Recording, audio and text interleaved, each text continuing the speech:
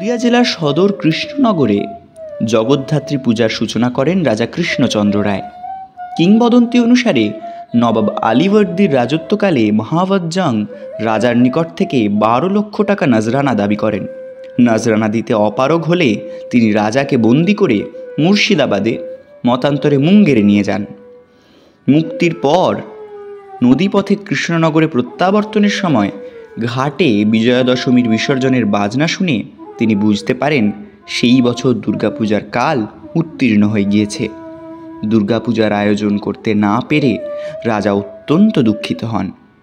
সেই রাত্রে দুর্গা জগদ্ধাত্রী রূপে রাজাকে পরবর্তী শুক্লা নবমী তিথিতে শ্রী শ্রী জগদ্ধাত্রী দুর্গার পূজা করার আদেশ দেন। অন্য এক মতে কৃষ্ণনগর রাজবাড়ির জগদ্ধাত্রী পূজার সূচনা 1766 সালে।